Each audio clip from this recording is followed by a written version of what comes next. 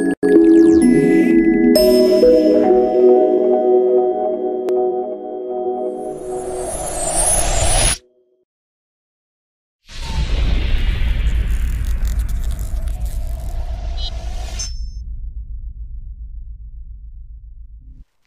what is going on guys, it's kind of Jack here and welcome to a tutorial video on how to make a video overlay, which essentially is something that's really simple to make and makes a hell of a lot of difference when you're watching a video to get rid of any ugly looking or things that might distract your viewer from actually watching what you're doing on screen, or if you just want to display some information and not let it be blended into the actual video. Is the best way to do so, and which I'm going to show you quickly here. As you can see, you get your title at the top and a follow me, which is your information you want to display.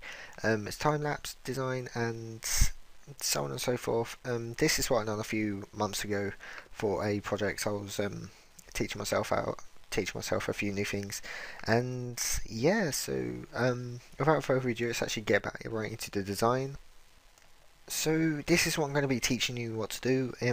It's something really simple.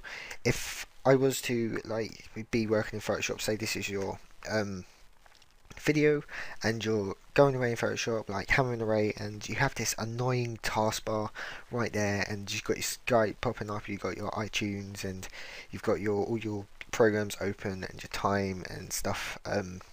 So it's easy to do, get rid of, and you just slide that down and it's gone. And the best way to do this is I'm going to teach you the best way how to make sure you get the whole taskbar hidden and make sure it looks really nice, such as in this overlay. So what you're going to need to do is file new, width 1280, which is 1280, and 720, which is 720. This is exact pixel ratio for a standard 720p HD video on YouTube. What you're going to need to do, background contents transparent, and that's all you need to touch. In this, it should be pixels. Make sure it's definitely pixels, and press OK. So now what you're going to need to do is print screen your computer screen. So what you need to do now is press print screen. If you've got a program called Lightshot, which is what I'm using here, it's just print screen and full screen, and it's simple as copy and paste. But if you're just using your standard print screen on the computer, just make sure you click your taskbar and hit print screen, and it gets this image up straight away. Just make sure you paste it, and the way you paste this in Photoshop is edit and paste, and you get the layer there. So as you saw, it pasted like this, and I moved it up a bit, and so it just snapped straight into the bottom where the taskbar should be. And this is the best way to make sure this whole taskbar is covered and it looks really nice. So what you need to do here is zoom in by pressing Z, which is the magnifier tool, and press R for your guides, and you make sure this little black dot there, make sure your guide goes straight along there. You just pull it down and place it straight there, and that's all you need this image for. So just get rid of that, and what you do now is you go to your Marquee tool and just hold and drag across the screen. Make sure you've got your make a new layer, press G for your bucket thing, for your paint bucket, and make sure you got your color on white. So you just click and go straight to white, or just copy the hashtag code, just as F6. I'll leave a link in a code in the description. You click and then you press Ctrl D to deselect, and there you go. That is the first part of this bit done, essentially. So what you need to do now is press C on your keyboard, which enables the crop, which is this little square tool here. And what you do to get your middle of the screen or middle of your canvas, you drag across and it snaps into place, and that is all you need to do there. And this automatically snaps you straight for the middle, so you know directly where to put your text. The font I'm using is Tahoma. I'll leave a link in the description, but I think it's a like a Windows default font, but I'll leave a link in the description if it's not.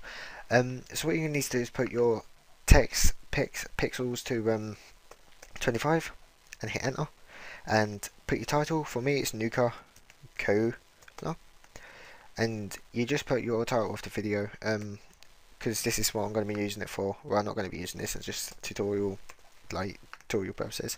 So what you're going to need to do is, because you can hardly see it, you double click it and change that to black. You definitely need this on black. So you drag it down to the bottom, and as you can see there, it's snapped straight into place. If you hit Control T, which brings up the free transformation, you get this little symbol in the middle here.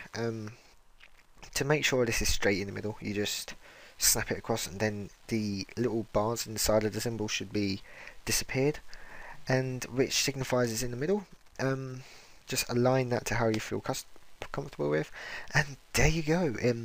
But there's a slight problem with this. It looks out of place. It doesn't look like it should do if you're looking at this, because this looks embedded into the design essentially. So what you need to do now is right click and go to blending options. Here you'll find a tab called drop shadow, and what you do here is set blend mode to normal, hit color white and opacity to 100, and after this you unclick use global light and 90 degrees. Oops. After that you're going to need to change the size to 0 and the distance 2. As you can see here, if I zoom right in, you've got a where is it? You can see here it's got two distinguished kind of colours, and it looks really nice, and it looks embedded, it looks popped out, it looks nice. If you want to take this a little bit further and give it a nice bubbly, noisy type thing, as you see here, it's got little bubbles and quite TV noisy sort of thing. You hold Control and click, right click and go to rasterize type and merge layers. So this makes that layer 1. You cannot edit it, but if you want to edit this in the future, just hold and go to convert to smart objects, and you just double click it and you'll be able to change the text, and so I've changed its new color type. Let's make it back, Control S. It changes it here and it makes everything perfect. So what you do now is go to noise, you go to filter, noise and add noise, and make sure the amount is set to 1.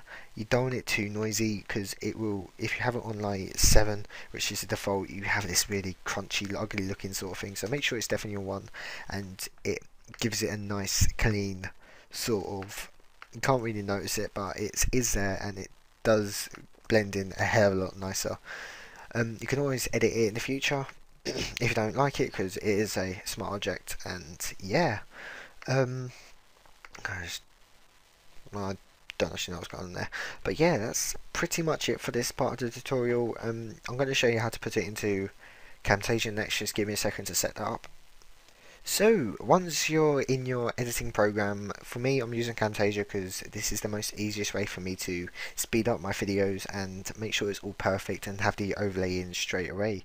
So what you do now is you import your media, and wherever you saved your overlay, you just double click and straight away it pops up as an image. So what you do now is you drag it into track 2. If you don't have track 2, just hit insert track and it should be there automatically. And as you can see here, in my video I've got no overlay and it's just a plain taskbar. So if I was to drag these tabs along and pop in, there you go. Straight away you've got the color type interface sort of thing. It looks really nice. The overlay is gone over the taskbar. It looks absolutely nice. It's not distracting in any way. It gives you full pleasure gives your viewer main focus on your design or video. You can use this at any type of design you wish to. I'm only doing these videos to help you guys, and that is essentially all you need to do. Um, so yeah, if you want to see more of these sort of tutorials, tell me what you want and what you think. Yeah, that's pretty much it. I hope you've enjoyed this. If you want to subscribe, go ahead and subscribe. Just hit that subscribe button. It's free, it doesn't cost anything, and it does help me a lot. Leaving a like and a comment to tell me what you thought, and ask any questions below. I'll be glad to answer them. So yeah, I'll be back later on with a new tutorial covering music selection. And yeah, that's pretty much it. Thank you so much, guys, and have a good evening. See you later. Bye.